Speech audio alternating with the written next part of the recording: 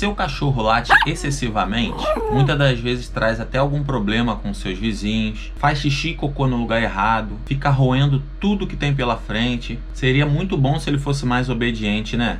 Aqui nos comentários eu vou deixar um link para você, para o seu cachorro aprender a ser totalmente obediente com você. Clica aqui nos comentários que tem um link para você, dá uma olhada lá que você vai gostar.